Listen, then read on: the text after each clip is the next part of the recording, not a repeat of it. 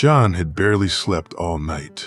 The nervous excitement he'd felt had been overwhelming. It was only after Jamie had come to see him that he'd managed to fall asleep. Now, though it was time to wake up, Joy would be up early and he wished to see her before he made his way to Lannisport.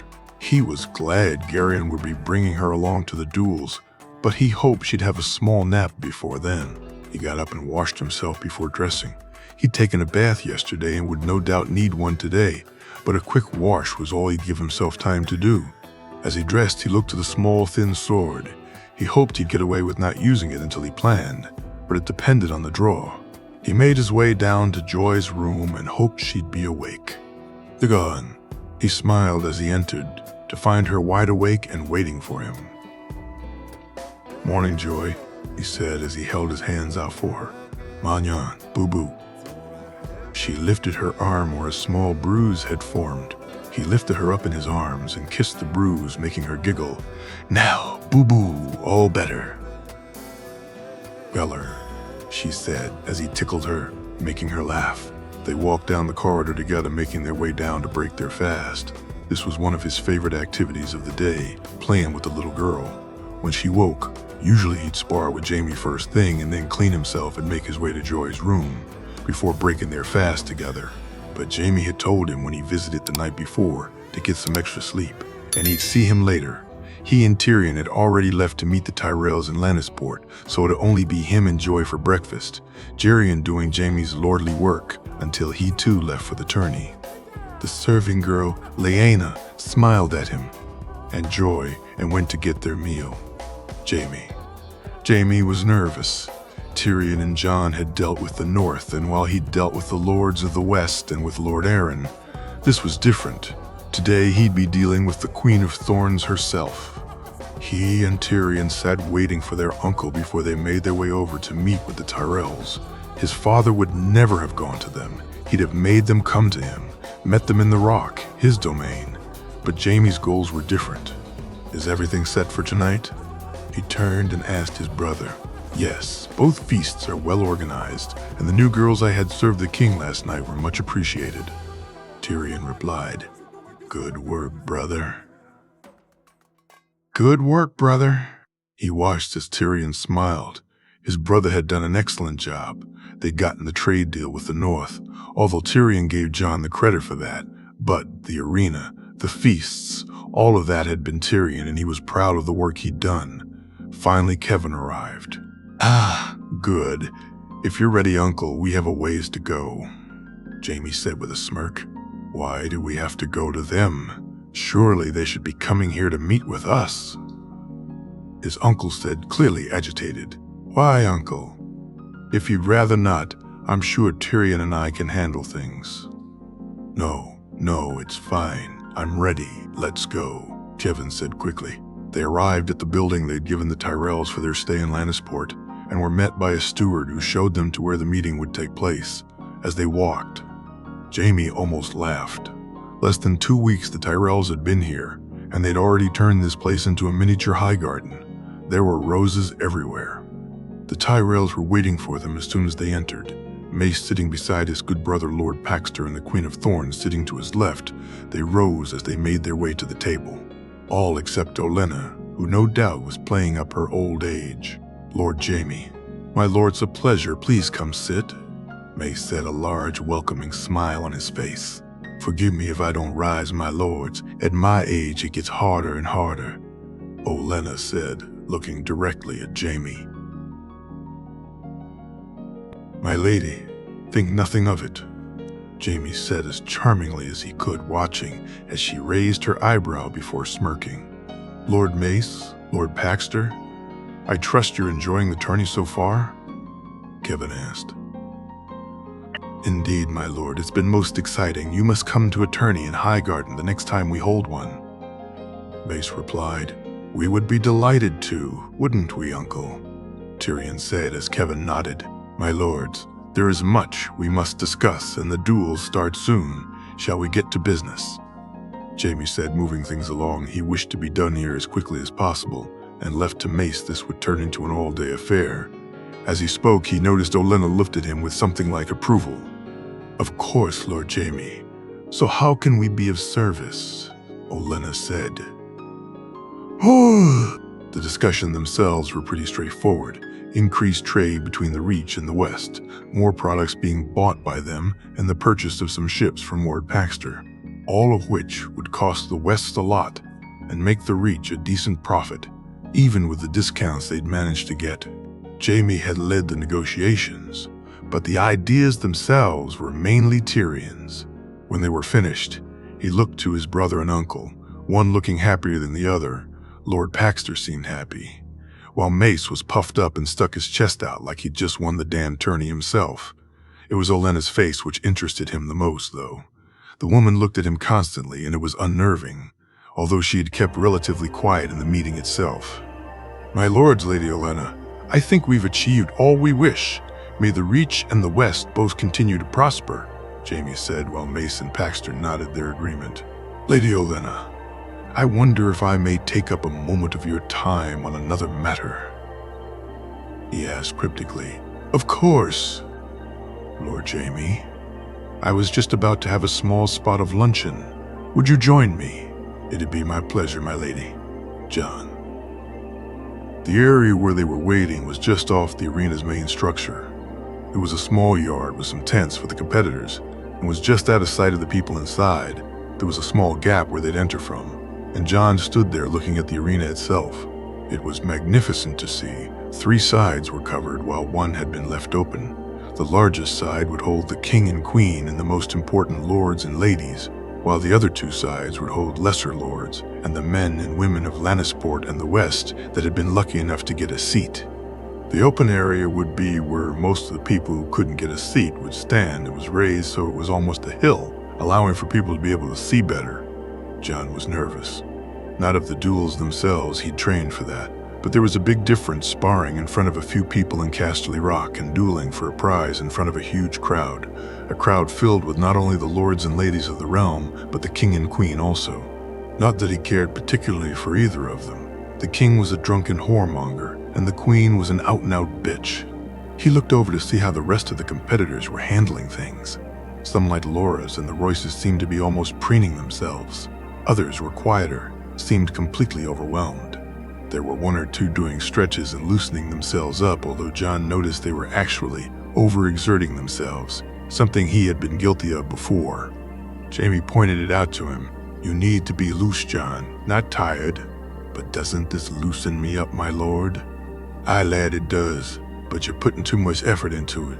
You should let it flow. Let the movements become more natural. Here, let me show you." After that, they spent a few minutes before each sparred doing the same few movements. Now Jon did them without even thinking. Finally, they were called, and they made their way into the arena itself. Jon saw some of the boys look around in awe, and he couldn't help feel the same. The 3 sides were completely full of people, and the crowd that filled the open end was enormous. Jon had never seen so many people in the same place at once. The king and queen sat high in the stand, looking down perfectly at the dueling circles. He saw Jaime sitting with his family and smiled as Geryon Head Joy waved down at him. As they were lined up, Jaime rose to his feet and began to speak. "Your graces, my lords and ladies, good people of the West, I bid you all welcome to the Squire's duel," Jaime said as the crowd cheered. "The boys before you represent the best of Westeros. They are the future knights, the future lords. They will lead men and bring honor to themselves and their families. Here today you will see them show their abilities, and in years to come, you will be able to tell your children tales of seeing the first ever winner of the duels of Lannisport." Jaime paused as the crowd grew louder. Tourneys come and go, jousts and melees happen everywhere. But here in Lannisport on this day, everyone here will be part of something new, something no one has seen before. Your graces, my lords and ladies, men and women of the West, here today we bear witness to the future. The chants rang out, and Jaime smiled at Tyrion before taking his seat. He looked to Jon and almost mouthed the words, "Show them, Jon. Show them a real king." Barristan, May. Barristan felt his emotions rise at Jaime's speech. Lannister had never been one for talking too much. Sure, he'd make quips and jokes occasionally, but never before had Barristan seen him command attention the way he did during this tourney. The things he'd said about the boys had made Barristan even more eager for the duels than he had been. He was right. These boys were the future, and if his suspicions were right about young Snow, then this was more true than anyone here knew. He looked out as the boys began to make their way back and caught sight of the young man he most wished to see. The boy walked casually, as if he hadn't a care in the world, and Barristan smiled. He even walked like his father. After the joust, Barristan hadn't even cared. He'd lost. Seeing something in Jon Snow the first time could have been a trick of the light, but the second time he saw it, he knew the truth. Jon Snow was Rhaegar's son. It made sense to him, and he could kick himself for not thinking it through before now. Ned Stark was too honorable to father a bastard, and the boy did have Stark looks on the surface at least, which meant he was either Brandon's or Lyanna's. While Brandon was a known cad and it couldn't be ruled out, the boy's age worked against that being the case, which only left Lyanna. Barristan wasn't aware of the exact circumstances between his prince and the Stark girl, but he knew he didn't kidnap her. That was not Rhaegar, and Arthur would never have stood for it, which could only mean she went willingly. The more he pondered on it, the more it became clear. Arthur and his other brothers left guarding Lyanna Stark had always seemed strange to him, but left guarding a pregnant girl carrying his prince's child suddenly made all the pieces fall into place. There were still questions that needed to be answered. What was Stark's role in this? What was Jaime Lannister up to? Was the boy a bastard or true-born? But Barristan would get the answers before he left, which left only one question that he needed to ask himself. What will I do? Olenna. Olenna sat beside her granddaughter, who seemed especially nervous. No doubt worrying about her brother, Jaime Lannister had built this dueling up into something which Olenna could not understand. After all, it was just small boys playing with pretend swords. What was so special about that? But the speech he had given had riled the crowd up. She saw men and women in the crowd shift in their seats, their excitement for what's to come suddenly raised. Jaime Lannister was a puzzle to her, and one she knew she'd need to solve soon. She thought back to their meeting earlier that day. She made her way to outside where the table had been set up for her luncheon with Lord Lannister. Sitting down, she nodded to the younger man and bid him join her. After offering him some cheese and some fruit with a glass of Arbor Gold to wash it down, they began to speak. So, my lord, to what do I owe the pleasure? So it is a pleasure then, Jaime replied with a smirk. Why, of course, my lord. Any lunch with me is a pleasure, is it not? She said as she raised her eyebrow and looked at him. Indeed, it is, my lady. Ah, to the point. I like that. At my age, time is precious, my lord. Jaime laughed, catching her by surprise, before quickly schooling his face. You play that card well, my lady, but we both know your age doesn't preclude you from being the real power in the Reach, and that you're in no way a less formidable woman because of it. Olenna smiled at him. A genuine one. She really did prefer to play with someone who played back. It made winning so much more fun. My lady, our two regions are the most prosperous in the realm, and yet relations between us have always been, how shall I put it? Put it whichever way you like, Lord Lannister. We both know the reason for why our relationship is how it is. She quickly interjected. My father is dead. My lady, I'm the Lord of the West now. I believe that we can have a much more mutually beneficial relationship going forward. We could, but should we? Olenna said snarkily. It does neither of us good to be at each other's throats, Lady Olenna, either in trade or in other ways. I wondered when the lion would roar. I assure you, Lady Olenna, if you ever hear me roar, you'll know it. But we're getting off track here, my lady. As I said, I think we can help each other, now and more importantly in the future, which is why I'd like to be able to speak frankly to you, if I may. You may. I know Jon Arryn has come to you looking for help financing the crown, Jaime said, noticing the quick look of understanding on the older woman's face. And why would he do such a thing when he has Lannister gold to support him? Olenna asked, already knowing the answer. Because I cut off our aid to the king, we no longer support this king's wasteful use of the realm's resources. Olenna looked carefully at Jaime. There was something going on here. something she wasn't a part of, and it annoyed her. It annoyed her no end. "My lady, a word of advice, if I may," Jamie said as she nodded to him to continue. "Harris was a mad man, but under him and my father the realm's finances were well looked after. The treasury was full. Sometimes a king may be good at some things and terrible in other ways. When such a king sits on the throne, decisions have to be made.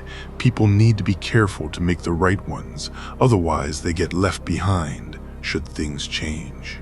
"Drond, what are you not saying, Lannister?" Olenna asked in an annoyed tone. "Many things, my lady, many things," Jamie cryptically replied. As she sat there and thought upon the meeting, she felt a headache come on.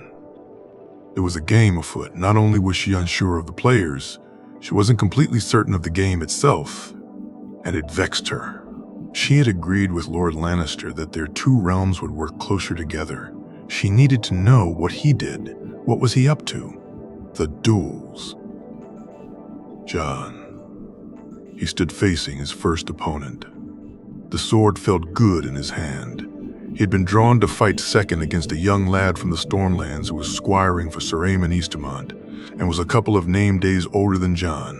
As they waited for the judge to explain the rules, Jon studied the young man he was facing, larger than Jon by both a few inches and pounds. The boy looked clumsy on his feet to Jon. He'd no doubt be stronger, but Jon would be quicker, and he'd use that against him.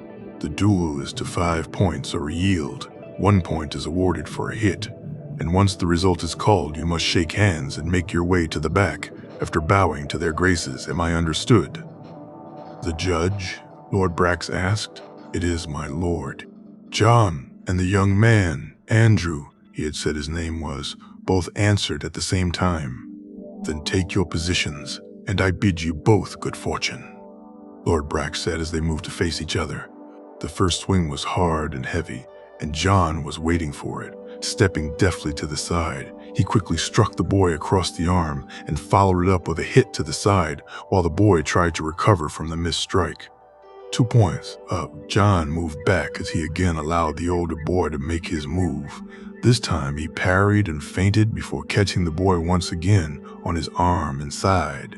The boy relied on his strength too much and wasn't used to quick counterattacks. Jon could almost see the disbelief on his face that he was already 4 points down and hadn't managed to get a hit in. The final point had seen Andrew learn his lesson. His attack was more cautious this time, his swings a little less powerful. Jon, though, was in his element. He was fully in control of this match now, and he began to enjoy himself. He parried a hard blow to his left and feinted a return, forcing the other boy to step backwards. As he did so, Jon was upon him. A short thrust followed by a quick arc to the right gave him his opening. He swiftly took it, his sword hitting the boy square in the chest and earning him his first victory. He held his hand out, and Andrew shook it with a shrug of his head and a small smile. He'd been beaten by the better swordsman, and he accepted it with grace, earning him Jon's respect. Finally, both boys turned to bow to the king and queen. "You're a winner. 5 points to none, Jon Snow," Lord Brax said, smiling. After heading to the back, Jon made his way to the gap between the pavilion and the arena to watch the next match. Loras Tyrell versus Lord Brax's son, Flement. As with Jon's opponent, Loras's had him beat in size, weight, and age. Flement was just below the age limit, barely managing to qualify for the duels. He looked on as the two boys faced each other, both looking eager to begin. Jon was probably more nervous than either of them, truth be told. As the fight began, Jon noticed that just like with his duel, Loras relied on speed and skill while his opponent favored strength, where Jon was efficient and kept the showing off to a minimum. Though Loras reveled in it, his strikes were flamboyant, his arcs exaggerated, and Jon smiled as he watched them fight. Loras eventually triumphed 5 points to 2, but Jon had seen enough. If he faced Loras, he beat him. As good as he was, his showmanship took away his effectiveness. A good guard was better than a cheer from the crowd, and if he continued this way, Loras would find himself dead on a field before long. He watched as Garland chastised his brother, Loras, looking hurt that his brother wasn't celebrating with him. Before too long, it was time for his second fight. this time against Artos, the young boy who was Sir Wylis's squire. John looked forward to facing his fellow Northmen. It made him think of the times he and Robb had sparred in Winterfell, and while he missed his brother, he found he didn't miss their spars as much as he thought he might. He would never be as good as he was now if he'd stayed, and the friends he'd made here made his longing for Winterfell seem almost a distant memory. As he stepped into the arena, he looked to see Jaime nod down at him. Beside him, Tyrion gave him a smile, and as he looked to Garion holding Joy, he gave her a wave, overjoyed to see her wave back, and though he couldn't hear it, he could see she was shouting his name. "Jan!" he thought, and his smile beamed back at her. He nodded to Artos, and noticed his grip was similar to how Robb would hold his sword. An idea came to him, and he wondered if it'd work here. As the two boys faced each other, Jon took a defensive stance and waited for the other boy to attack. He weakly parried the blows and allowed Artos to get the first strike, and feeling the pain of the blow against his left arm. As he backed away, he waited and saw what he wanted. Artos, like Robb, increased the power behind his swings, feeling that he could easily breach Jon's defense. Jon, though, parried both strikes by maneuvering his sword, so the blows glanced off it, rather than throw it like they had the first time. The momentum caught Artos by surprise, and as he tried to readjust his feet, Jon made his move. He quickly swung his sword to Artos' left, forcing him to turn to parry, and as he did so, Jon swept his legs from under him before he had a chance to react. Jon's sword was placed against his neck, the boy laying on the ground, unable to do anything but nod. "I yield," Artos said as Jon helped him up to his feet. "Where did you learn that snow?" Artos asked, shaking his hand. "Fighting my brother Robb. He fights like you, so I tried something that worked on him and got lucky." Jon said, "Nah, wasn't luck. Snow, you beat me fair and square. Good fortune, Snow. Win this for the North." Jon turned as Lord Brax readied himself to make the announcement, the Lord patting him on the back and giving him a nod. "Your winner by a yield, Jon Snow," Lord Brax announced as the crowd cheered the first yield of the day. Jon and Artos bowed to the king and made their way from the arena. They said their farewells, and Jon walked to the tent where the boys kept their equipment. He grabbed a mug of water and swallowed it down before filling the mug again. He went over to where he kept his things and checked to make sure the thin sword was still there along with his spare tunics. Once he saw that they were where he'd left them, he made his way again to watch some more of the matchups. There were only 3 more left in this round, and then it'd be down to the last 16 competitors. Some of those who'd lost had surprised Jon. Waymar Royce had been easily beaten by a Riverland squire, and the Strongbore squire had been beaten by a young man from the Vale, a Harding. Loras had made it through the second round and seemed to have taken some of his brother's advice, and Robar Royce had won both his fights, 5-0, so Jon knew he'd be hard to beat. He had watched as a tall, silver-haired boy easily beat a young man he knew to be Lord Farman's squire. The young, silver-haired boy had intrigued Jon, so he waited to hear who he was, and was surprised to find he was a bastard just like him, Arain Waters the Bastard of Driftmark. Jon had only recently heard the name during his studies of the allegiances of the houses of Valerian. By birth, if not name, Jon was surprised the Lord of the Driftmark had even attended the tourney, not having seen any of them here himself. As he looked at Orain, he wondered if this was how the Targaryens had looked, with their own silver hair and Valyrian features. With the matches now over while the next round still to be drawn, Jon quickly grabbed some food and ate while thinking about his next match. He was sat there lost in his thoughts when he heard his name being called. "Jon, you're up. Come on. You need to win. I still want to face you in the final after all." Loras petted him. "Aye. Of course we both have to make it to the final to do so," Jon said back with a smile. "Well, it'll be no problem for me, so it's up to you to keep your end up." Loras joked, and the two boys laughed. Jon made his way to the arena for his third fight, only to be shocked to see he was facing Arain Waters. He shook his head and laughed. The gods loved their jokes, didn't they? He thought, as he readied himself for the Battle of the Bastards. "Arain Waters, the taller boy said, holding his hand out. "Jon Snow." Jon replied and shook his hand, earning a smile from the other man. "Ooh, well, at least a bastard is making it through to the next round," Owain said as they both laughed. Owain was easily the most skilled of his opponents so far. He edged him in speed, while once again Jon bemoaned the fact he was facing an opponent that was stronger than him. The first 2 points were split. Jon had earned the first, quickly, and almost while he was celebrating that fact, had lost the second. As they faced off for the third, Jon moved quickly. He swung twice rapidly in succession, both to Owain's left, forcing the other boy to slightly turn to protect that side. Once he did so, Jon used the same exact strikes and caught the boy across his right arm and in his right side, the quickness of his change of direction giving Owain no time to protect his other side. He stepped back and waited for Owain to strike back, parrying the harder blow and waiting for the return one. When it came, he sidestepped and once again struck out quickly. His blows were even faster this time. Left, right, right, before a strike caught Owain on the knee and allowed Jon to tap him softly on the shoulder with his blade, winning the bout.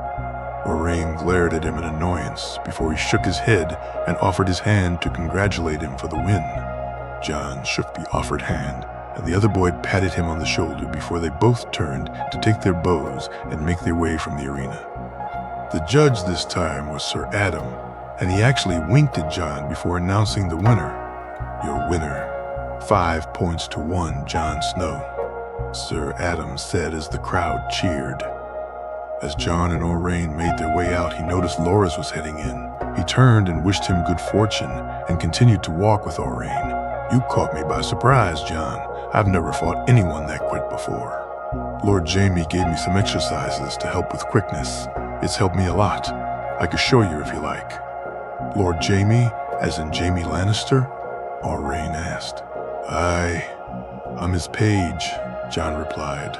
"Well, you can keep whatever the hell the Kingslayer taught you to yourself," Owain angrily said as he began to move away.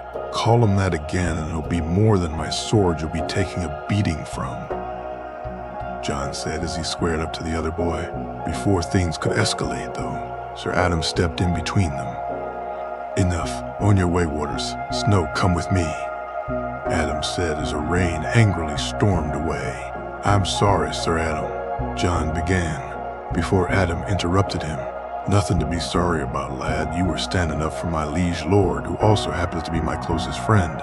That's exactly what a future knight should do," Adam said with a smile. Besides, the boy was being an ass. He continued making Jon laugh. Jon watched on as Robar defeated yet another opponent. This time the boy was actually bigger than Royce, but it hadn't mattered, and Robar had beaten the young Baneford squire easily. Jon admired how Robar fought. He was strong and skilled, and out of all the potential opponents he'd face, Jon felt he was the one that could beat him. When the fight was over, Jon made his way to the arena for his fourth fight. His opponent was an actual lord, and Jon smiled at that fact. Beric Dondarrion was a few name days older than Jon. In fact, if the tourney was held in just a few more moons, he'd have been ineligible to participate in the duels. Jon had seen the Lord speaking with Thoros of Myr after the melee, and wondered if the two men were friends, or if, like Jon, Beric just wished to see a flaming sword close up. "Ah, Lord Snow, ready for your run to come to an end?" Beric said, smirking at him. "You know I was just wondering the same about your own run, my lord," Jon said, smiling back. "Ah, that's the spirit. Care for a wager. How about 50 gold dragons to the winner?" "Of course, my lord. I shall endeavor to spend your coin wisely," Jon said, making Beric laugh. The two boys lined up. For the first time, Jon was facing someone he was matched with. Strength-wise, Beric was skilled also, and quickly they fell into a rhythm. Thrust, parry, feint, riposte. The first point took almost 10 strikes before Jon earned it with a strike to Beric's thigh. He had put so much power into the strike that he noticed the other boy immediately wince before favoring his other leg. Jon quickly struck again. This time it took only 6 blows before he once again caught Beric on the same leg, this time with even more force. After that, the rest of the duel was pretty easy. Beric's movement was limited by the strikes to the thigh, and he was clearly worried about receiving another one, so he protected it at the cost of protecting other parts of himself. John caught him on the arm before catching him on the side, and then the arm yet again, each of the strikes enough to win a point, but none of them with the force he'd hit the boy's thigh with. Beric looked almost relieved that the fight was over. He actually smiled at John, probably after realizing that John had pulled his strikes to avoid any more injuries. "Well fought, Lord Snow. I shall wear that bruise with pride. You're a fine swordsman, John, and it's no shame to lose to a better one than I," Beric said, holding his hand out. "Aye, my lord, today was my day, but it's been a pleasure to duel against you," John said, smiling at him. "More for you than me, John. It's a warm bath and a rub-down I'll need after that." "I'm sorry, my lord." "Don't be. You won and taught me a fine lesson. Perhaps one day we'll spar and maybe I'll teach you one back," Beric said, his lack of malice clear by his smiling face. "I have no doubt you would, my lord." John and Beric both turned to take their bows as Sir Adam once again declared the duel for John. They both made their way to the back as Robar Royce and another boy John didn't know made their way out. John nodded at Robar, who ignored him and walked past, almost hitting him in the shoulder. "Grumpy fellow, isn't he?" Beric said. "Must be all that mountain air in the Vale," John said as they laughed.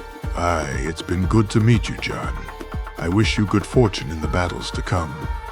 John thanked him and turned to watch as Robar easily beat his opponent. He stayed where he was as Loras made his way out to face his opponent, a Florent. John smirked. This would be interesting. There was no love lost between the Tyrells and the Florents, and while Loras didn't seem the malicious type, John had no doubt the other lad would feel some of the strikes he'd receive. He was proved right. Loras was way more skilled than the other lad, but given how hard he'd hit him and the scowl on Loras's face, the boy had obviously made things worse by saying something to annoy him. As they both made their way over to where John was standing, he noticed the Florent had taken a hard knock to the head that would surely leave a bruise, and he'd be lucky if his nose hadn't been broken. "Loras," John said, following him out of the arena. "Loras," he shouted as the other boy stopped. "What? Oh, sorry, John. I didn't realize it was you." "Sorry. What happened?" "What? Oh, nothing. He's just an idiot." "Loras," John said softly. "He insulted my sister John, called her a... Never mind," Loras said, shaking his head. John felt his anger bubble up inside him. How dare he? The big-eared fool Marjorie was sweet and kind, and who did he think he is? He's lucky he only got a bruise. If I'd have been facing him, I'd have knocked him on his ass. "You did the right thing. You clobbered the big-eared fox," John said, making Loras laugh. "I did, didn't I?" "Aye, Loras, you did. Come on.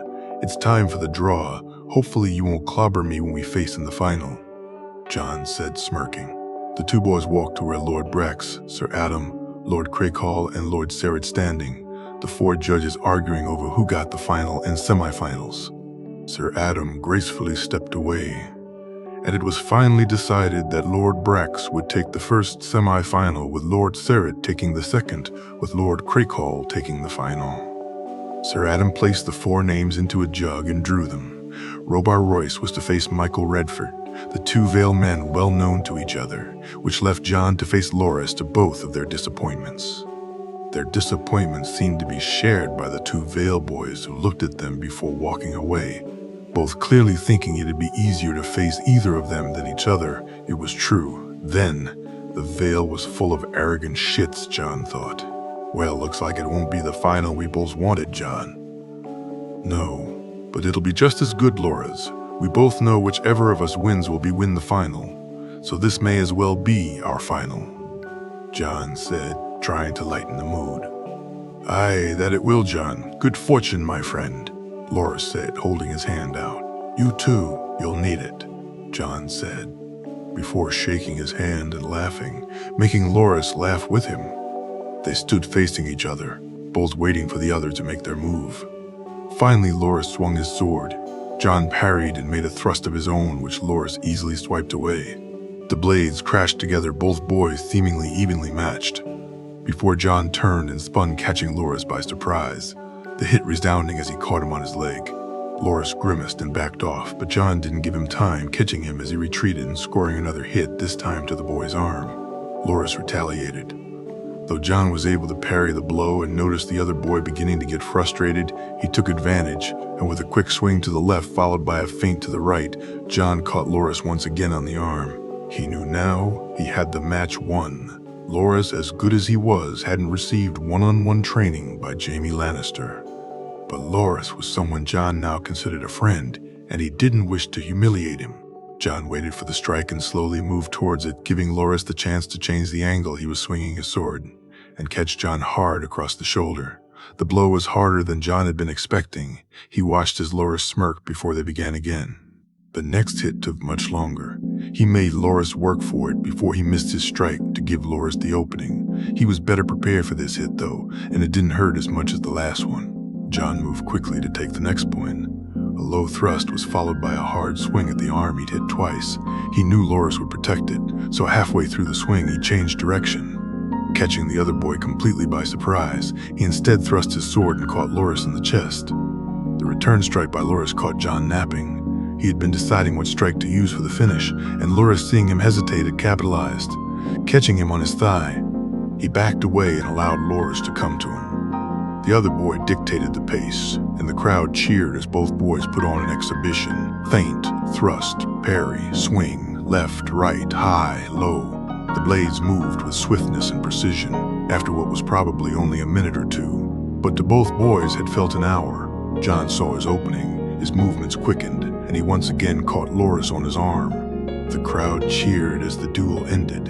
Jon held his hand out, and Loras, after shaking his head, took it, before Lord Brax walked over and gave both boys a pat on the back. Your winner, 5 points to 3, and our first finalist, Jon Snow. Lord Brax said as the crowd cheered. Jon and Loras bowed, and he looked to the stand to see Jaime looking on with a huge smile on his face. Beside him, Tyrion was also smiling while Jerian and Joy were waving at him, which he returned as he was turning. He caught sight of where the Tyrells were sitting. He was surprised to see Garland give him a nod, and as he looked to Marjorie, she was wearing that same lopsided grin he had come to realize he really liked. Come, Jon. You have a final to prepare for, Lord Brax said as he and Loras began to walk away. You did well, both of you, Lord Brax said with a grin. It was Jon's day today. Loras said, a note of sadness in his voice. Then perhaps it'll be yours tomorrow. Jon said and smiled at his friend. Aye, I'll get you next time, Loras said, returning his smile. Jon watched as Robar beat Michael Redford, 5 points to 1. The larger boy was certainly the best he'd seen during the competition, and Jon knew he'd need to be at his very best to have a chance of winning. He quickly made his way to where he kept the other sword and swapped them out. He'd been fortunate not to need the thinner sword thus far, and knew it was his best chance at winning. Jon's biggest strength was quickness, and with the thin sword he was much faster than with the normal one. Your graces, my lords and ladies, men and women of the West, it's my pleasure to introduce the finalists of the Lannisport duels of 290 AC. Representing the Vale Robar Royce, and representing the North and our liege lord's very own squire, Jon Snow. The herald said as both boys walked towards the dueling circle. Jon had tried talking to Robar, but the boy had ignored him, apart from looking at him like he was dirt. Apparently, Robar was influenced greatly by the Faith's teaching, and for him, Jon wasn't just a bastard, but a heathen also. Jon just shook his head. He remembered the stories from Old Nan of how the kings of winter continually threw back the Andal attempts to take the north. He thought of Theon Stark, the hungry wolf, and what he had done to them, and he smiled. The two boys turned to bow to the king and queen, and Jon looked to see Jaime give him a nod, while Tyrion and Jerian smiled down at him. He saw Joy excitedly bounce on her father's knee, and he smiled back at her. He noticed that Loras was sitting back among his family, and he nodded and got a wave in return. Marjorie too gave him a wave, and he couldn't help himself, and waved back at her before noticing the look he got from her grandmother. You both know the rules. first to 5 or yield. I wish you both the best." Lord Craycall said as both boys turned to face each other. "What the hell is that? A girl's sword," Robar said with a sneer, finally noticing the blade John was carrying. John said nothing. He just looked at the boy, and then, as he had seen Jamie do countless times, he tapped the point of his blade on the ground and held it out ready for the spar to begin. Robar began aggressively, as was his style, the first strike actually aiming for his head, which annoyed him immensely. John began to move his blade and watched as the expression on Robar's face changed. He had spent many hours practicing with the larger, heavier tourney swords in public, while in the privacy of his room, he'd used the smaller, thinner blade Jamie had gotten made for him. The difference was startling at first, and incredible by the time the tourney began. John was always fast, but the lighter blade and the training had enhanced it by leaps and bounds. Before Robar made his next swing, John had caught him on the front of his left knee. Then he spun to strike him on the back of the same one. Now behind him, he smashed his sword on the back of the right knee, before he spun again and struck him on the front of the same knee. For a strike so quick and precise that Robar never had a chance to see them coming, let alone stop them. As the boy fell over from the pain of the strikes, John crashed his blade down hard on Robar's wrist. He felt the bone pop, and the sword fell from the other boy's hand. John raised his blade and pointed it at Robar's neck. The bout was over. He won 5-0, but he wanted to hear the boy yield. "Yield," John said. "I yield." John nodded before turning to the crowd. He could see some stunned faces in there, and it took a second before the cheers began. Lord Craycall made his way over to him, his head shaking in disbelief. "Your winner and the champion of the Squire's duel, Jon Snow," Lord Brack said as John looked to see Jamie watching him, the pride on his mentor's face mirrored by the feelings bubbling in his chest.